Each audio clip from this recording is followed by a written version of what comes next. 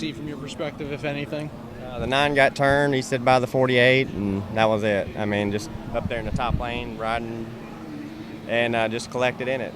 It's plate racing for you. Looked like most of the damage got done when you ran into Mayer in the side. Was that kind of what was terminal? Yeah, I mean, I tried to keep going to see if it would come back to pit road to try to fix it, but it wouldn't even go straight. So I did a donut and got the hell out of it.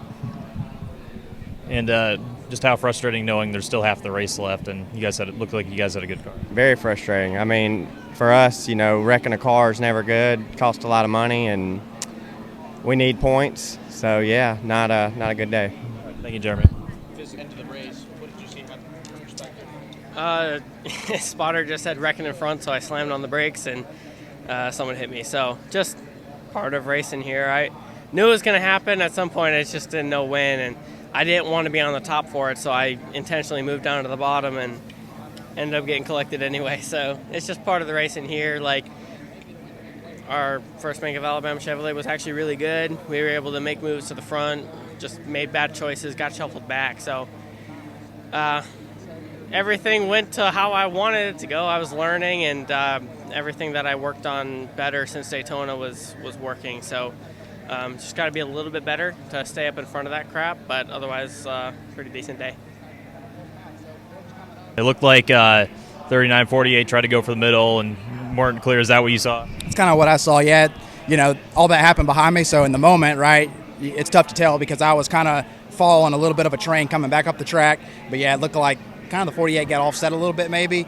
39 tried to plug that hole. It just happened so fast. No one right there meant to do any of that. I know they didn't. It's just, it sucks because it happens up front, every time, and that's where the move happens. And it's the reason why that kind of move is what wins the race sometimes is because the aggressive people are up front, So I just mentioned to them that it's tough because you don't get this opportunity every weekend to go up on a super speedway and lead the pack, right, and work on these aggressive moves.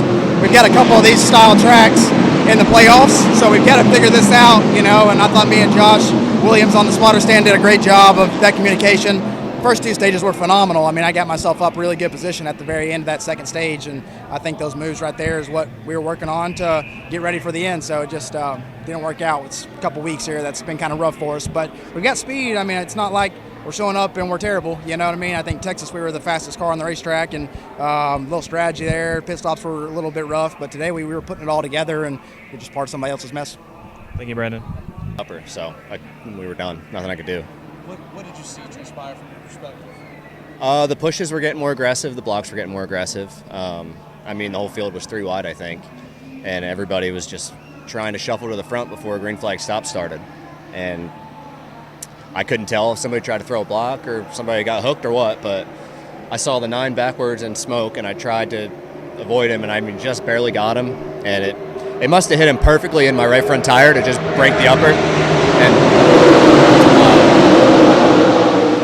yeah, broke the right front upper, cut the tire. I was hoping it was just a flat tire, but we brought it in pit road, and right front was broke. So sucks because we really didn't have much damage. I think I just hit him in the perfect angle to just kill our car. So it's a bummer. My car was really, really good. I think all 4 of us are really good.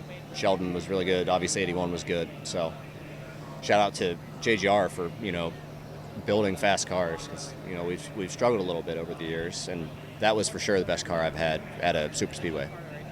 Going back to Dover next week, how much are you looking forward to coming back to defend? I'm looking forward to it. Obviously these cars are fast, and I have a good track record there, so we'll see. Yeah, I'm looking forward to it for sure. I think they might just wreck or something. Yeah, I can't even hear myself talk or think when they're driving by.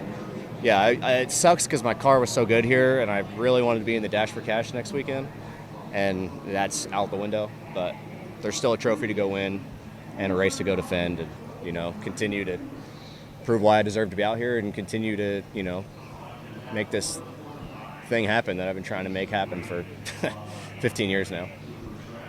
What up? It's Brad Perez.